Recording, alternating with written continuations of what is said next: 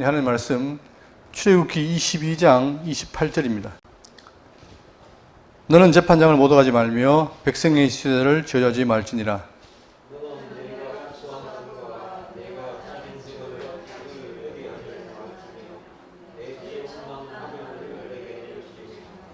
내 소와 양도 그와 같이 하되 이래 동안 어미와 함께 있게 하다가 8해 만에 내게 줄지니라.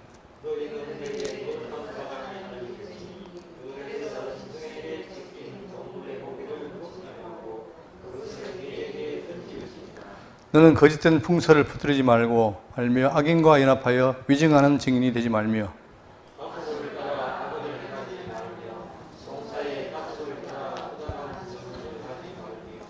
가난한 자의 송사라고 해서 편벽되이 둔하지 말지니라.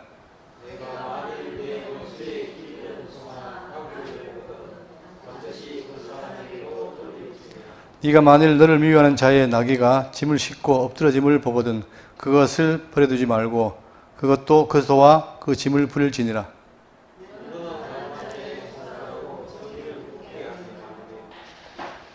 거짓 일을 멀리하며 무지한 자와 의로운 자를 죽이지 말라. 나는 악인을 괴롭다 하지 아니하겠노라.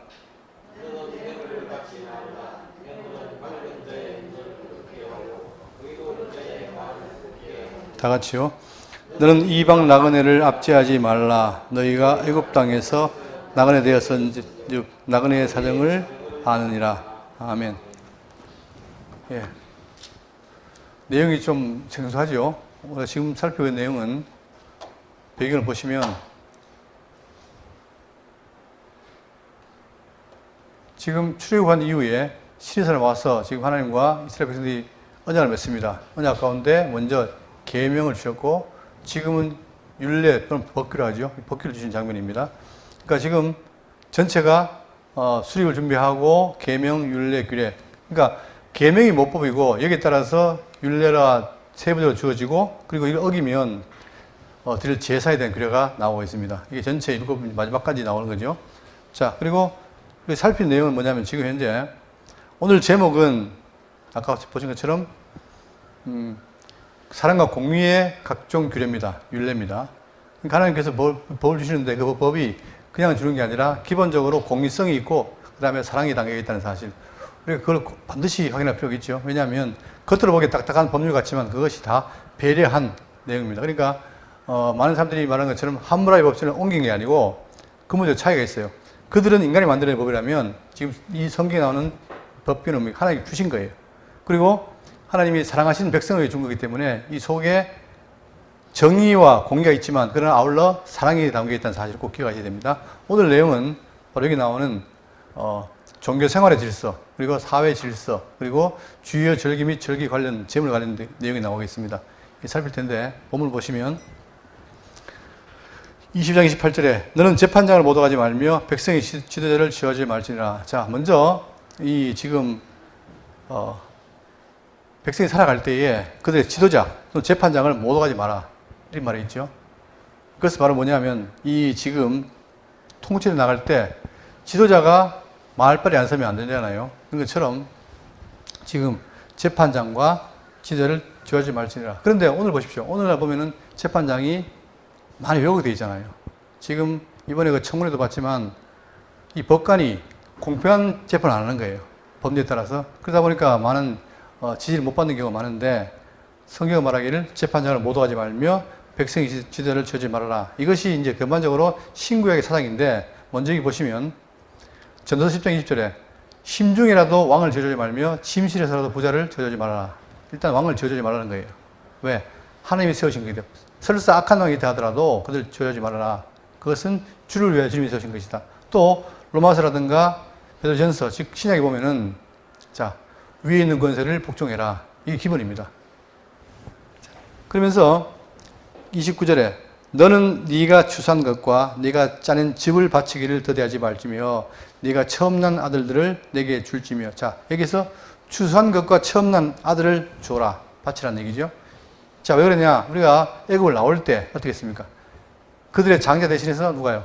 애굽의 장자 죽었잖아요. 그렇기 때문에 이 처음 난 것과 추수한 것은 내 것이다. 여기에 대해서 레위기가 말하기를 레위기 23장 9절에 여호와께서 모세에게 말씀해 이르시되 이스라엘 자손에게 말하여 이르라 너희는 내가 너희에게 주는 땅에 들어가서 너희의 곡물을 거둘 때에 자 그들이 도저히 곡물을 못 거둡니다. 왜냐하면 못 들어가면 안 되니까. 그런데 놀랍게도 하나님께서 때가 되니까 그들을 불러내서 광야를 거쳐서 어떻게 합니까?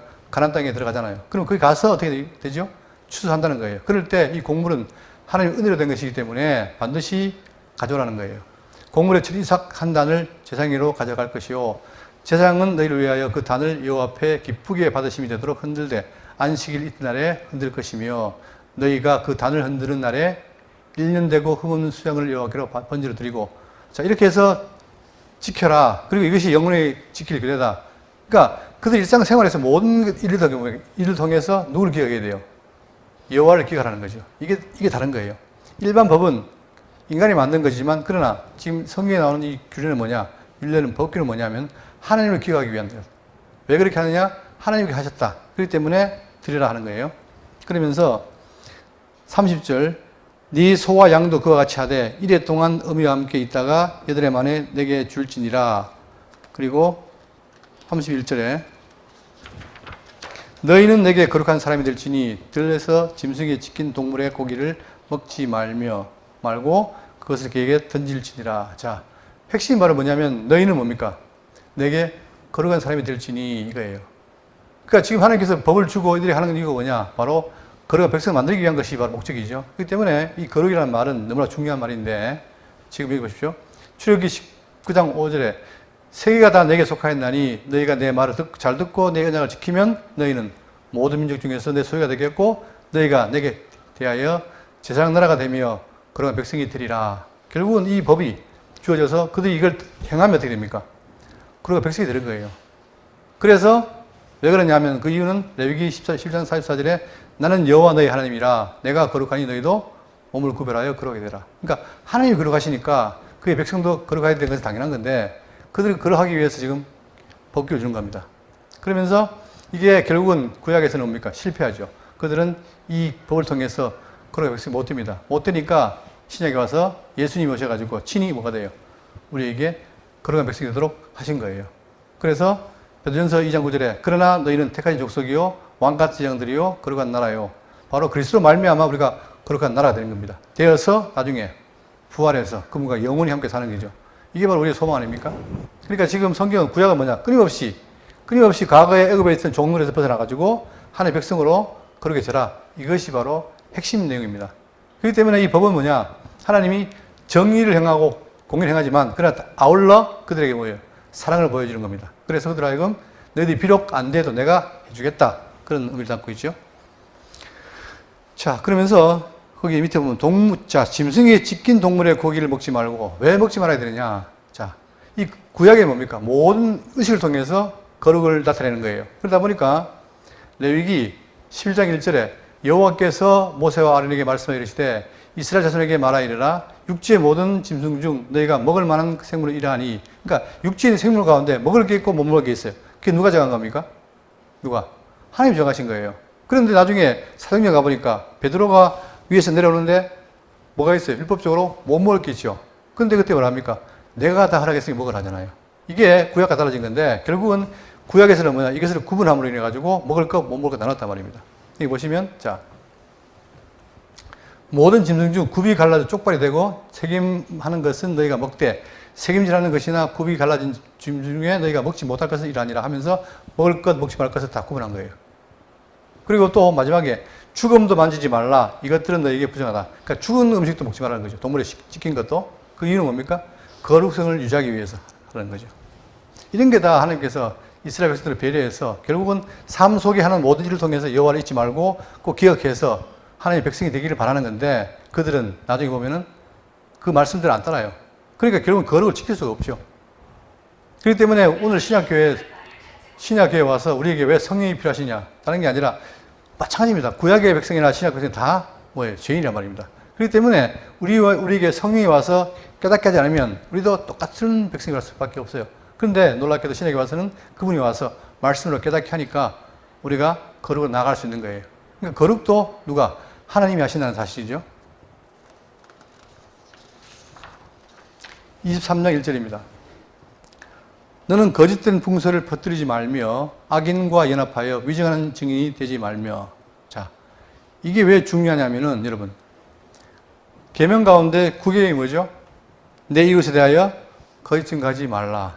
자, 우리가 살 때에 여러 가지 많은 죄가 있지만 특히 요즘 뭡니까? 요즘은 정치인들도 그렇고 꼭 말하면 어떻게 돼요? 그 말이 맞는가 안 맞는가를 뭡니까? 팩트 체크를 하죠. 그만큼 지금 우리 사는 시대에 거짓이 난무해요. 그러면 자, 이스라엘 백성들이 이제 살아가는 데 있어가지고 백성으로 살아가는데 거짓말이 난무한다? 거짓말이 난무하면 어떻게 됩니까? 서로 불신하게 되고 갈라지게 된 거잖아요. 그러니까 이 거짓말이라는 게 그만큼 무서운 건데 자, 거짓된 풍설을 퍼뜨리지 말며. 지금 특히 미국에 지금 대선이 있잖아요. 그죠? 있다 보니까 양 진영에서 뭐합니까? 서로 거짓말을 퍼뜨린 거예요. 왜? 상대가 보지 말라고. 지금은 점점 인간의 어떤 그 제도가 발전할수록 그게 줄어야 될 텐데 그렇지 않고 오히려 더 노골적으로 하고 특히 요즘 AI 때문에 AI가 어떻게 됩니까? 상대방 후보를 그대로 흉내를 내잖아요. 내면서 자, 내니까 그것이 잘못된 걸 반대로 만들어가지고 퍼뜨리니까 투표를 안 하게 되고 이런 일들이 벌어지는 겁니다. 그만큼 이 인간 사회의 거짓말이라는 것은 참 무서운 건데 거짓된 풍설을 퍼뜨리지 말며 악인과 연합하여 위증하는 증인이 되지 말며. 자, 위증하는 증인이 되지 말며 여기에 대해서도 자, 이런 게 있습니다. 자, 출애굽기 20장 16절에 내 이웃에 대하여 거짓 증거하지 말라. 왜 이게 중요하냐면은 예를 듭니다. 열왕기상 21장 8절에 아합의 이름으로 편지를 쓰고 그인을 치고 봉하여 그 성읍에서 나봇과 함께 사는 장로와 귀족들에게 보내니 그 편지 사연에 이르기를 금식을 선포하고 나봇을 백성 가운데 높이 앉힌 후에 불량자 두 사람을 그 앞에 마주 앉게 하고 그에게 대하여 증거하기를 네가 하나님과 왕을 저주하였다 하게 하고 곧 그를 끌고 와서 나가서 돌로 쳐 죽이니라. 이게 무슨 말입니까? 죄가 있어요, 없어요? 없는데 뭐하게 해서 위증하게 해서 이 사람 어떻게 해라? 죽이라는 거예요. 누구 이름으로? 왕의 이름으로. 그러니까 이 거짓말이 무서운 거예요. 잘못하면 어떻게 됩니까? 거짓말 때문에 거짓말 안 했는데 위증 때문에 어떻게 돼요? 한 사람이 죽잖아요, 그죠? 그렇기 때문에 우리가 이 거짓말은 처음에 시작할 때는 간단하지만 그러나 그 결과는 엄청난 겁니다. 이게 인간 사회에서는 뭐냐? 작은 거짓말이 큰 결과를 얻는 것처럼 성경이 뭘 말하느냐? 위증하지 말라는 거예요. 자, 또 22절입니다. 다수를 따라 악을 행하지 말며 송사에 따라 다수를 따라 부당한 증언을 하지 말며. 여러분, 우리가 민주주의지만 다수가 다 옳지는 않습니다. 다수가 옳을 때도 있고 안 옳을 때도 있어요. 근데 문제는 뭐냐? 다수를 따라서 뭐 하지 말라는 거예요? 악을 행하지 말라는 거예요. 군중심리가 있잖아요, 그죠? 그런 것들이 있어가지고 잘못 인도하면은 그냥 휩쓸려가지고 어떻게 됩니까? 사람들이 죄를 짓잖아요. 그러니까 다수를 따라 악을 행하지 말며 송사에 다수를 따라 부당한 증언을 하지 말며. 그러니까 이 부당한 증언 이런 것들이 결국은 백성의 질서를 깬다는 사실을 말해주면서 가난한 자의 송사라고 해서 편벽되이 두둔하지 말지니라. 자, 편벽되다는 말은 뭡니까? 공평하지 않다는 얘기죠. 그러니까 가난한 자라고 해서 송사라고 해서 편벽되이 두둔하지 말지니라. 또 만일 내가 만일 내 원수의 기른 소나 나귀를 보거든 반드시 그 사람에게 돌리치며 네가 만일 너를 미워하는 자의 나귀나 짐을 싣고 엎드러짐을 보거든 그것을 도려두지 말고 그것을 도와 짐을 부릴지니라. 결국은 뭡니까? 이 원수나 미워하는 자. 자, 여기에 대해서 레위기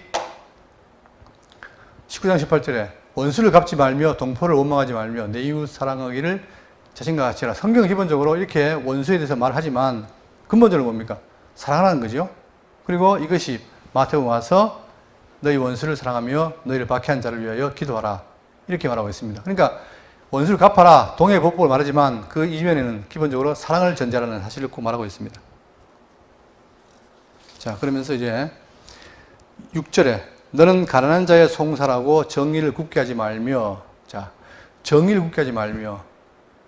공평하라는 얘기잖아요. 정의롭게 하라는 얘기잖아요. 그런데 여러분 제가 이 그림을 보여드릴게요. 이게 옛날에 우리나라에서 있었던 일입니다. 제가 어릴 때 한 80몇 년도에 있었던 일인데 이 사람이 누구냐? 이 사람이 지강헌이라는 사람이에요. 제가 어릴 때 이걸 봤어요. 직접 그 중계하는 걸 봤어요. 근데 이 사람이 나가지고 뭘 얘기했냐면 무전유죄, 유전무죄라는 말을 했습니다. 그 말은 뭡니까? 돈 없으면 죄가 되고 돈 있으면 죄가 안 돼요. 그게 일반 사회예요. 그래서 이 사람이 결국 이렇게 주장하고 카메라 앞에서 나와가지고 자기 직접 찍히는 걸 보면 말하면서 자살을 했어요. 그럼 이 사람 누군지 알겠습니까?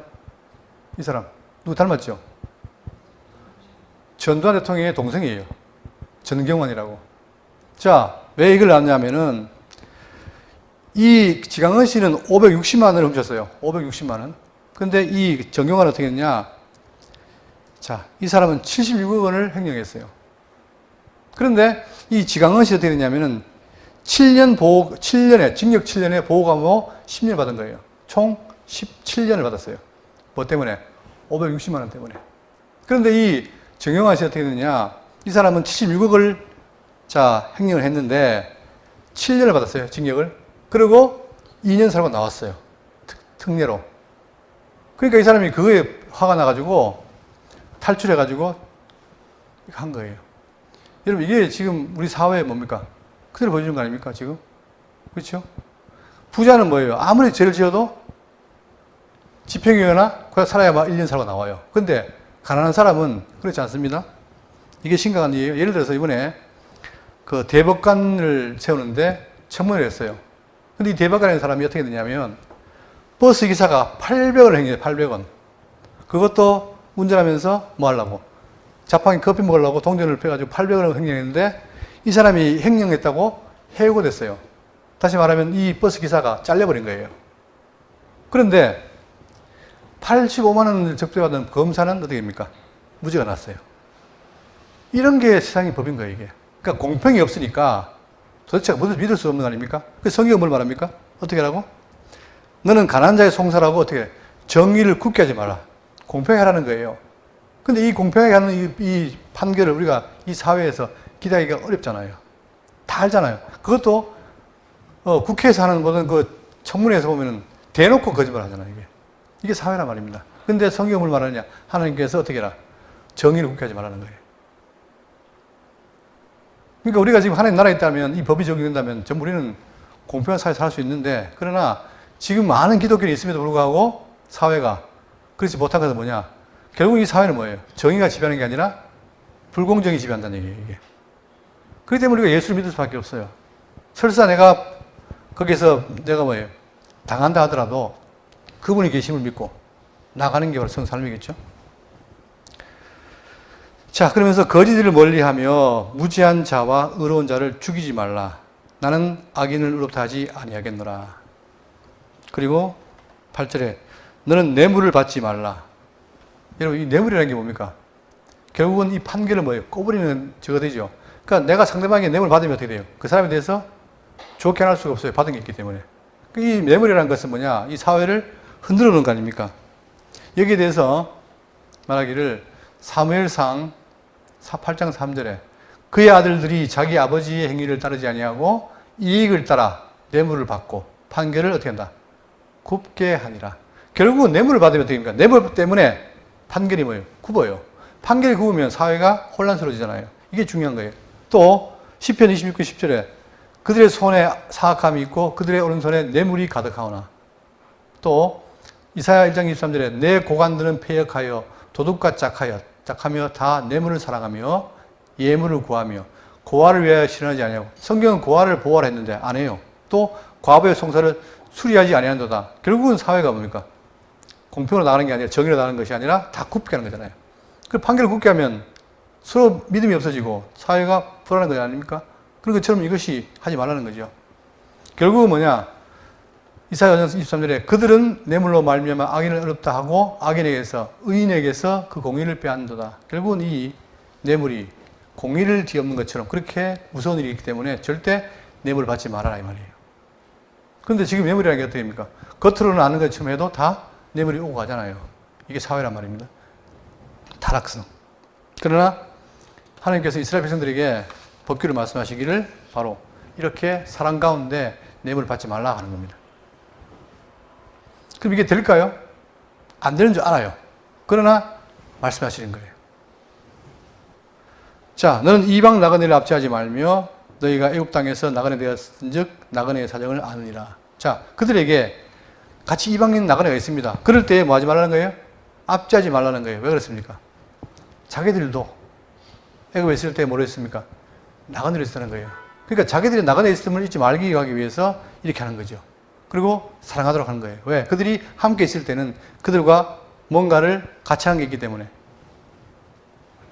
자, 이렇게 한 다음에 23장 10절입니다. 너는 6해 동안은 너희 땅에 파종하여 그 소산을 거두고 7째 해에는 갈지 말고 묵혀두어서 내 백성의 가난한 자들이 먹게 하라.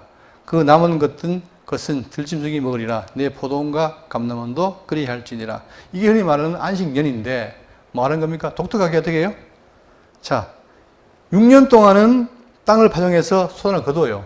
그런데 7째 해에는 갈지 말라는 거예요. 왜 그렇습니까? 오히려 갈지 말고 그 남아있는 것을 뭐예요? 가난한 자들이 먹게 하고 또 들짐승이 먹게 함으로 함께 살도록 하는 것이다. 이거죠. 자, 그런데 여러분, 이게 지금 보세요. 이 구약의 절기들, 이 절기들이 우리가 기본적으로 가져야 될 게 뭐냐면 구약의 절기는 다 이루어졌다는 거예요. 누구한테서?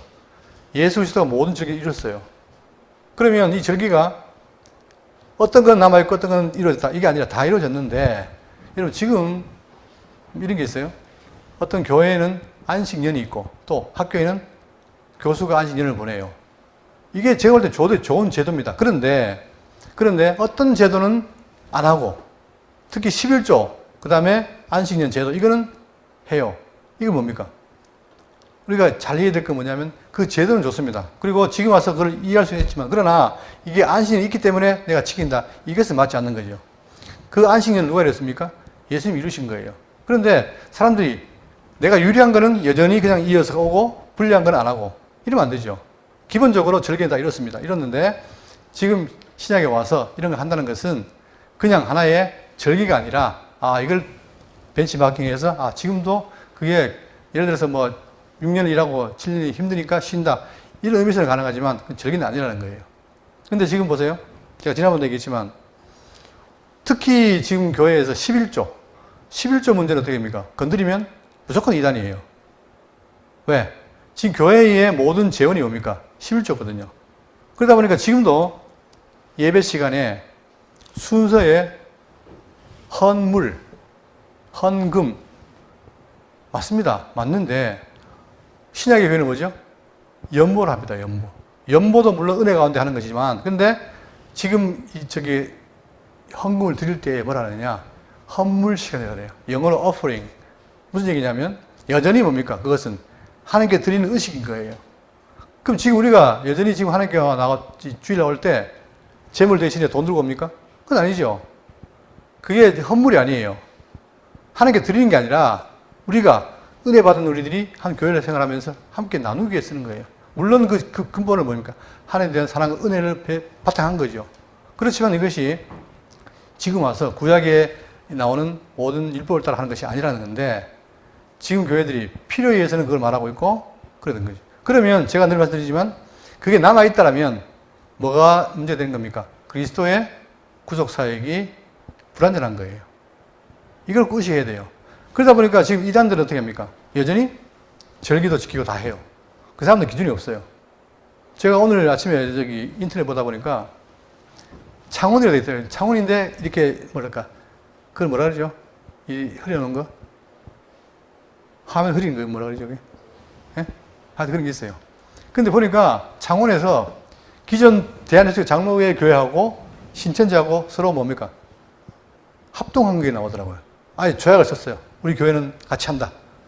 지금 시대가 이렇습니다. 그러니까 왜 그럴까?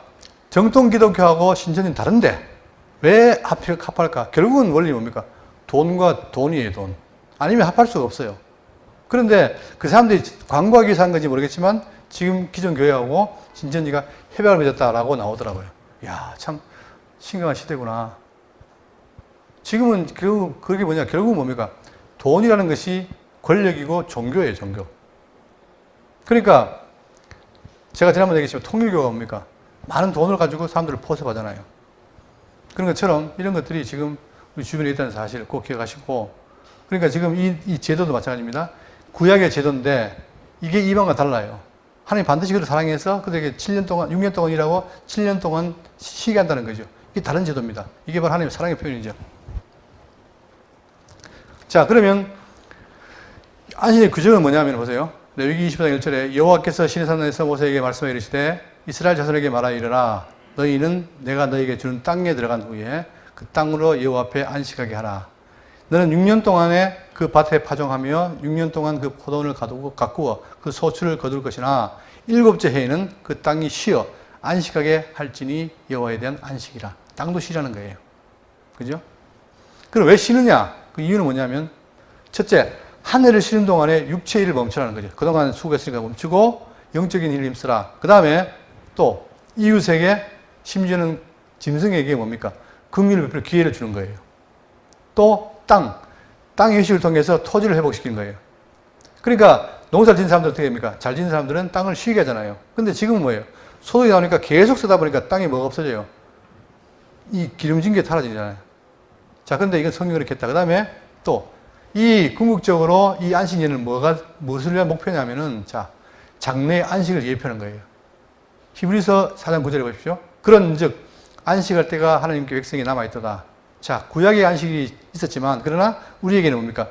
남아있어요. 그게 뭐냐? 이미 그의 안식에 들어간 자는 하나님이 자기 일을 쉬신 같이 그도 자기 일을 쉬느니라. 그러므로 우리가 저 안식에 들어가기를 힘쓸지니 과거에는 육체적인 안식이 있었지만 장차 뭐가 있습니까? 영원한 안식이 있어요. 천국에. 그죠? 그거를 기다렸다는 거예요. 그래서 이는 누구든지 저 순종하지 않는 본에 빠지지 않게 하렵니다. 결국 지금 우리는 뭡니까? 그 안식을 통해서, 구약의 안식을 통해서 영원한 안식을 바라는 거죠. 이게 그러니까 결국은 핵심이고 목적이라는 겁니다. 근데 이 안식을 누가 줬습니까? 예수님이 주신 거잖아요. 그죠? 자, 이렇듯이 바로 이 안식일이 그들에게 주어졌다는 사실을 우리가 알 수 있고 12절 넌 엿새 동안에 내 일을 하고 일곱째 날에는 쉬라. 내 소와 나귀가 쉴 것이며 내 여종의 자식과 나그네가 숨을 돌리리라.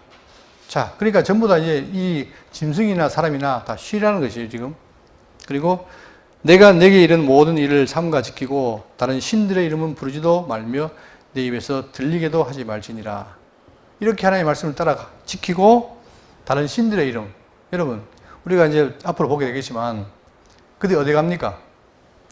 지금 광야에서 어디로 갑니까?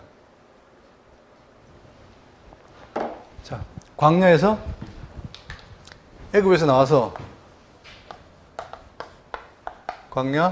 광야에서 어디로 가죠?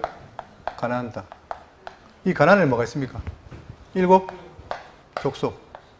물론 더 있지만 그러나 대부분 7 족속 하지요. 7 족속에 다 뭐가 있어요? 이들에게 우상이 있습니다. 그러니까 가나안 땅에 가면 양 사방이 다 뭐예요? 다 우상이에요. 그죠? 우상이 지금 판을 치고 있단 말입니다. 그런데 자, 삼가 일 모든 걸 지키고 다른 신들의 이름은 어떻게 해라? 부르지도 말며, 다시 말하면 우상의 이름, 신 부르지 말라는 거예요. 왜 그랬습니까? 신은 누구밖에 없다? 하나님밖에 없어요. 이게 유일신이에요. 그러면 이들의 신은 뭐냐? 이게 다 뭐예요? 맞는 거 아닙니까? 맞는 거. 나무나 돌이나 맞는 거예요. 맞는 거는 능력이 없어요? 있어요? 없어요? 없다는 거예요. 그렇지만 우리가 보다시피 종교심이 워낙 특심하다 보니까 우리 주변에도 불상 세워놓고 보잖아요. 하잖아요. 결국은 그 신들은 사람이 만든 것이지 능력이 없다는 거예요. 우리가 바로 이 출애굽할 때 10가지 재앙을 봤잖아요. 그들이 온갖 신이 있지만 결국은 중요할 때 아무 역할을 못했던 것처럼 그들의 이름 부르지 말라. 왜? 해도 소용없다는 거예요. 우리가 앞으로 보겠지만 그런 얘기 많이 나오잖아요. 그죠? 구약에. 또한 입에서 들리게도 하지 말지니라. 그리고 14절 너는 매년 3번 내게 절기를 지킬지니라. 이게 결국은 이 3번 지켜라. 우리가 지금 사도행전을 보시면은 2장 1절에 뭐가 나옵니까? 오순절. 그러니까 그들에게는 이 3절기가 중요해요. 6월절, 오순절, 그 다음에 수장절. 그죠? 이 절기가 중요해요. 봄, 여름, 가을. 이 중요하단 말입니다. 자, 그러면 왜 그렇게 지키려 했느냐? 열왕기하 22장 22절, 3장 22절에 사사가 이스라엘을 다스리던 때 시대부터 이스라엘 나라 여러 왕의 시대와 유다 여러 왕의 시대에 이렇게 유월절을 지키는 일이 없었더니 중요한 거는 이렇게 대놓고 뭡니까? 지금 유월절 양 잡았고 그 다음에 자 보면서 절기를 명했는데 그러면 최소한 자 모세 때 이때 모세에게 명령했어요? 뭐 하지 마라. 우상을, 세 번 절기를 지켜라 하잖아요. 그러면 지키라 했으면 이때가 1500년의 모세 때, 그 다음에 가나안 와서 다윗 때 나라가 세워졌고, 자, 그리고 계속해서 어떻게 됩니까? 이걸 지켰어요, 안 지켰어요? 안 지켰다는 거예요. 언제까지? 자, 이스라엘 여러 왕 시대와 유다 여러 왕의 시대에 이렇게 유월절 지킨 일이 없었더니 모세에게 명령한 이후에 지킨 적이 없어요. 지킨 적이 없다는 말은 그들 마음속에 뭐가 없다는 거예요. 여호와에 대한 신앙도 없고 여호와를 의지하지 않는다는 거예요. 자, 이게 심각한 문제 아닙니까? 결국은 너희들이 지킬 수가 없는 거예요. 욕심밖에 없다 보니까. 또 역대하 30.5절에 드디어 왕이 명령을 내려 브엘세바에서부터 단까지 온 이스라엘이 공포하여 일제히 예루살렘으로 와서 이스라엘 하나님의 여호와의 유월절을 지키라 하니 이는 기록한 규례대로 오랫동안 지키지 못하였습니다. 우리는 지금 이렇게 막 명령하니까 다 하겠습니다 했는데 결국은 뭐예요? 안 했다는 거예요. 자, 또 느헤미야 8장 17절. 느헤미야는 뭡니까? 열왕기하, 역대기하, 에스라, 느헤미야. 후반 말입니까? 그때까지도, 자 보세요. 사로잡혔다가 돌아온 회중이 다 초막을 짓고 그 안에서 그 안이 눈의 아들 여호수아 때부터 그날까지, 즉 포로가 떠올 때까지 이스라엘 자손이 이같이 행한 일이 없었으므로. 그러니까 이들이 하나님을 다 잊고 산 거예요. 잊고 사니까 뭡니까? 우상 섬기고 범죄한 거예요. 범죄하니까 어떻게 했습니까? 하나님이 망하게 한 거예요. 그죠? 이게 심각한 겁니다. 그러니까 전혀 여호와의 말씀 듣지도 않고 행하지도 않았다는 거예요. 자, 그러니까 신약시대에 와서 이 절기는 어떻게 되냐면 골로새 2장 16절에 그러므로 먹고 마시는 것과 절기나 초하루나 안식일을 이루어 누구든지 너희를 비판하지 못하게 하라. 근데 이것이 여전히 그리스도가 다 이루어도 신약에 와서 어떻게 합니까? 비난한단 말이에요, 유대인들이. 그러니까 이것들은 장래의 그림자이나 몸은 그리스도의 것이니라. 결국은 구약의 모든 먹고 마시는 것, 절기, 초하루, 안식일, 이게 다 언제까지? 그리스도까지 언약한 것이고 누가 왔다? 그리스도가 왔다는 거죠. 그렇기 때문에 다 이루어진 거예요. 또 히브리서 10장 1절에 율법은 장차 올 좋은 일의 그림자일 뿐이요. 그러니까 율법은 신령한 그런 것인데 못 지키니까 결국은 메시아에 대한 그림자일 뿐이요. 참형상이 아니므로 해마다 늘 드리는 같은 제사로는 나오는 자들 어떻게 언제나 온전하게 할 수 없느니라. 그러니까 구약에 보면 절기와 이런 제사법은 뭐예요? 제사로는 안 된다는 거예요. 그래서 10장 9절에 그 후에 말씀하시기를 보시옵소서 내가 하나님의 뜻을 행하러 왔나이다 하였으니 그 첫째 것을 폐하심은 즉 율법을 폐하심은 둘째 것을 세우려 하심이라 즉 그리스도의 법을 세우려 하심이라 이 뜻을 따라 예수 그리스도의 몸을 단번에 들이심으로 말미암아 우리가 어떻게 했다? 거룩함을 얻었노라. 그러니까 우리는 율법을 다 지키는 게 아니라 이제 그리스도 안에서 뭐예요? 단번에 드린 제사로 완성이 됐기 때문에 이제 그리스도 안에 있다는 얘기예요. 그렇죠? 그러니까 우리는 그리스도 안에 있을 때 뭡니까? 먹고 마시는 것도 없고 절기도 없습니다. 초하루도 없고 안식일도 없어요. 단지 우리는 주 안에 있습니다. 이게 중요한 거죠. 그렇기 때문에 신약 백성들에게 뭐가 없어요? 어떤 조항이 없어요. 단지 그의 말씀밖에 없어요. 이게 놀라운 일이죠, 우리가. 그렇기 때문에 우리는 자유로운데 그 속에서 하나님의 역사심으로 하나님을 알게 되고 섬기게 되는 거예요.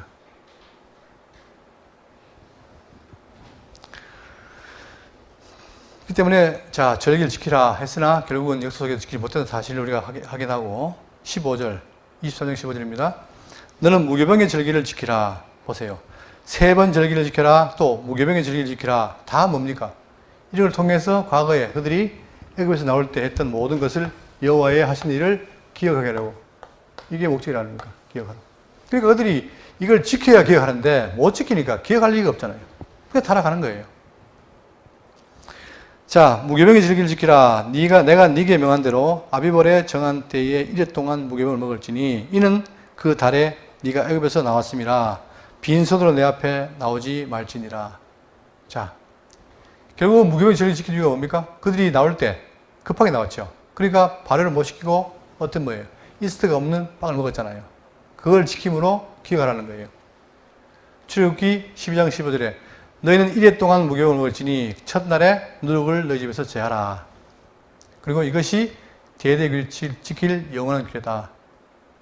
그러니까 그들에게는 구약에는 뭡니까? 신약에는 사랑의 법이라는 포괄 속에 들어가 있지만 구약에 뭐예요? 요소에 뭡니까? 법을 줘가지고 다 기억하게 하는 거예요. 그렇게 세밀하게 줘도 그들이 기억을 못한 게 문제죠. 그죠?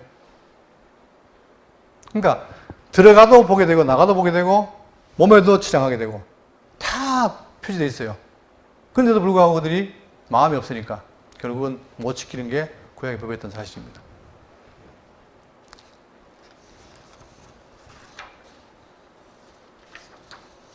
그러니까 지금 다른 거 보다가 이런 것들 뭘 보이느냐, 뭐가 눈에 보이느냐 이거예요. 자, 무기명이 진리를 지키라 이거 보다가 맨 끝에 뭐가 나옵니까? 빈손으로 내 옆에 나오지 말지니라. 이 빈손으로 오지 말라는 이런 말들은 강하게 보입니다.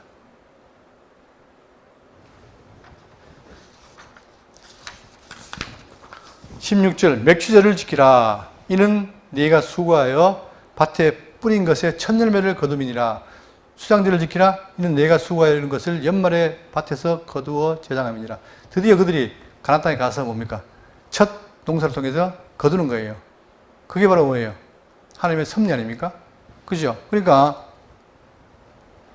바로 맥추절을 통해서 지키게 되고 마지막에 수장절을 지키라. 이게 3절이죠. 유월절, 그 다음에 맥추절, 그 다음에 수장절. 그죠? 맥추절이 오순절이고 이게 지키라는 거예요. 그리고 내 모든 남자는 매년 3번씩 주 여호와께 보일지니라. 여러분 지금도 보면은 이슬람이 뭡니까? 뭐 합니까? 모이잖아요. 사우디아라비아에. 비슷한 건데 기독교는 뭐가 있어요? 세 절기가 있잖아요. 그러니까 유월절, 오순절, 수장절. 그들 그때마다 모입니다. 그렇기 때문에 자 그때 절기가 생기면 어떻게 됩니까? 모든 나라, 즉 다시 말하면 마게도니아, 아시아, 그 다음에 유럽, 그 다음에 어디? 아프리카까지 다 모여요. 뭐 하려고? 절기를 지키려고. 그게 율법이거든요. 그래서 와가지고 제사드리고 간단 말입니다. 그런데 그것이 지금 뭐예요? 지금 신약에 와서는 그리스도가 이루심으로 다 종결된 것이다.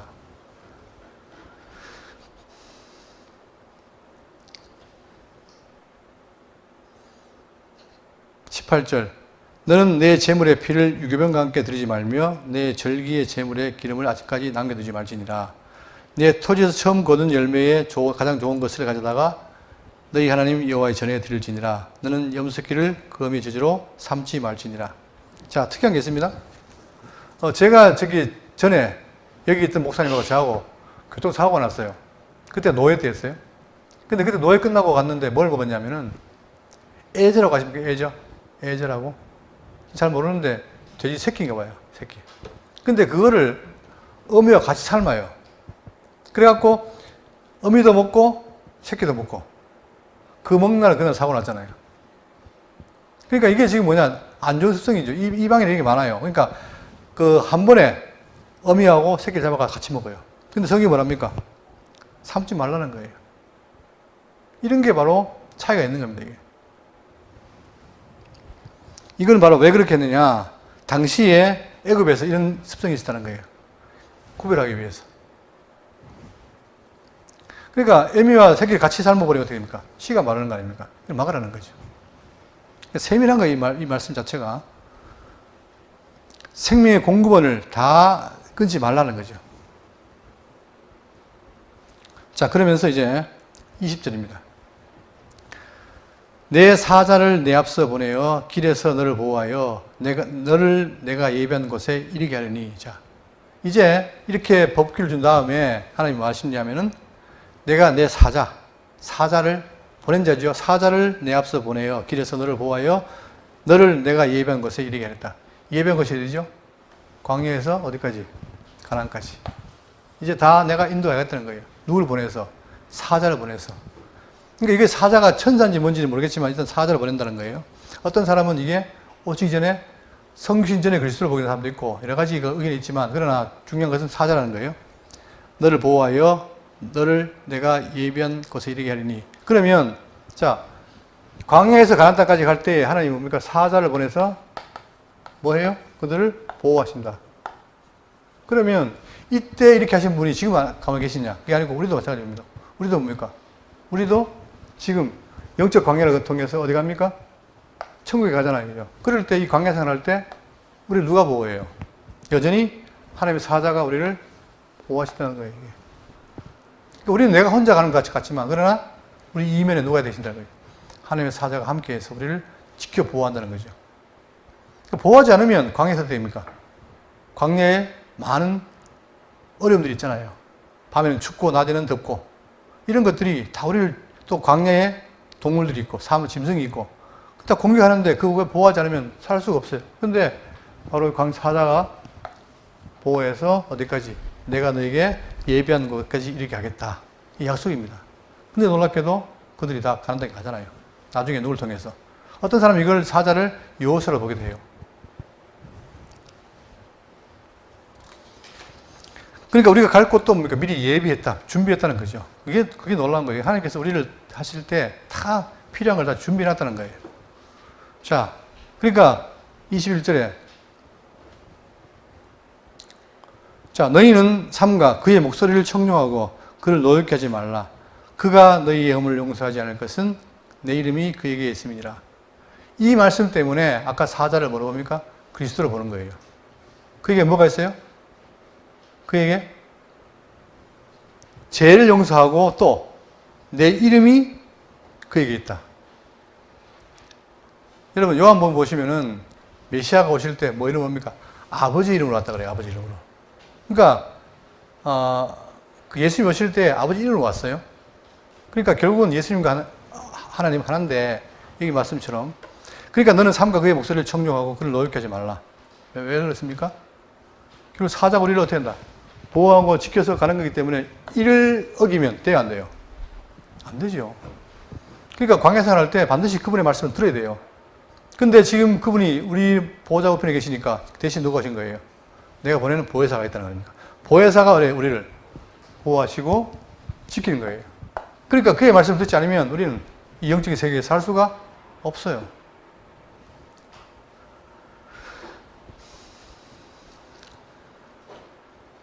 자, 그러면서 내가 그의 목소리를 잘 청종하고 내 모든 말대로 행하면 백성이 네가 그의 목소리를 잘 청종하고 내 모든 말대로 행하면 내가 내 원수에게 원수가 되고 내 대적에게 대적이 될지라. 친히 뭡니까? 하나님께서 함께해서 원수를 이기게 하겠다는 거예요. 우리가 원수를 못 이기잖아요. 그죠? 근데 친히 그렇게 들었을 때 어떻게 했나?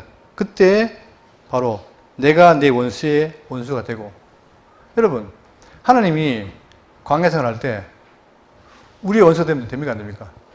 안 되죠. 오히려 우리 원수에게 뭐가 돼야 돼요? 원수가 돼서 그들을 이겨줘야 될 거 아닙니까? 근데 그 말씀 하시는 거예요, 지금. 내가 내 원수에게 원수가 되고 내 대적에게 대적이 될지라. 이렇게 말하십니다. 여기 보시면, 자, 창세기 12장 1절에 이런 말이 있어요. 미리 약속한 거예요. 여호와께서 아브라함에게 이르시되 너는 너의 집 고향과 친척 아비의 집을 떠나 내가 내게 보일 땅으로 가라. 내가 너로 큰 민족을 이루고 내게 복을 주어 내 이름을 창대하게 하리니 너는 뭐가 될지라? 복이 될지라. 그런데 너를 축복하는 자에게는 내가 뭘 내리고 복을 내리고 너를 저주하는 자에게 내가 저주하리니. 똑같은 얘기잖아요. 그러니까 자, 우리를 저주하는 자는 뭐가 돼요? 원수가 되는 거예요. 그때 하나님이 그에게 뭐가 된다? 원수가 되고 또 대적이 되겠다는 거예요. 그죠? 그러니까 바로 이것이 뭐냐? 하나님 우리에 대한 사랑이란 말입니다. 왜? 아브라함의 복의 근원이니까. 그래서 땅의 모든 족속이 너로 말미암아 복을 얻을 것이라 하신지라. 자, 시편 139편 21절에 여호와여 내가 주를 미워하는 자들을 미워하지 아니하오며 주를 치러 일어나는 자들을 미워하지 아니하나이까. 같다는 거예요. 자, 그러면 어떻게 되느냐? 그의 원수와 대적자에게 같이 하려면 우리가 하나님의 말씀을 알고 그걸 순종해야만 한다는 거지 아니겠습니까? 그죠? 자, 그래서 23절에 내 사자가 내 앞서 가서 너를 아모리 사람과 헷 사람과 브릿 사람과 가나안 사람과 히위 사람과 여붓 사람에게로 인도하고 나는 그들을 어떻게 하리라? 끊으리라. 그러니까 나중에 가서 여기 있는 7 족속도 다 대적자인데 우리들을 따르는 게 아니라 내가 어떻게 하겠다? 다 끊어버리겠다. 그런데 그들이 나중에 어떻게 합니까? 그들과 다 안 끊고 남기니까 어떻게 됩니까? 한꺼번에 안 끊어요. 서서히 시험하려고. 그 뒤에 나옵니다. 여기에 끊으리에 대해서 좀 다시 보겠는데 여호수아 23장 13절에 확실히 알라 너희 하나님 여호와께서 이 민족들을 너희 목전에서 다시는 쫓아내지 아니하시니 그들이 너희에게 올무가 되며 덫이 되며 너희 옆구리에 채찍이 되며 너희의 눈에 가시가 되어서. 그들이 쫓아내기 싫어하니까. 왜? 이득이 되니까. 생각해 보세요. 갔는데 그들이 자기 종이에요. 그럼 종을 이용하면 어떻게 됩니까? 이익이죠. 그러니까 안 쫓아내는 거예요. 안 쫓아내니까 어떻게 했다? 다시는 쫓아내지 아니하리라. 아니하고 그들이 너희에게 뭐가 되며 올무가 되며 옆구리에 채찍이 되며 눈에 가시가 되게 하겠다. 이렇게 하시는 거예요. 만약에 그냥 쫓아냈으면 있는 일 없을 텐데 그들이 쫓아내기 싫어하니까 그렇게 하겠다는 거죠. 자, 이렇게 해서 하나님께서는 보면 그들을 약속대로 어디에 가나안 땅에 인도해드리고 대적을 물리쳐 주겠다고 약속했습니다. 그렇다면 우리가 이 광야 생활하면서 갈 때에 우리에게도 많은 대적이 있고 또 어려움이 있습니다. 그럴 때에 누가? 바로 우리의 주님이신 그리스도가 성령을 통해서 우리를 보호하시고 어디까지? 이 가나안 땅, 영원한 천국까지 우리를 인도해 드신다 하시에요. 그러니까 그분을 믿고 나가야 되는 거예요, 우리가. 그때에 아무리 어려움이 있어도 이길 수 있는 거죠. 그게 성도의 특권입니다, 여러분. 그래서 우리가 출애굽기를 배우고 있지만 아까 집사님 기도에 예수만 전하라고 했는데 바로 그겁니다. 구약이지만 구약은 뭐예요?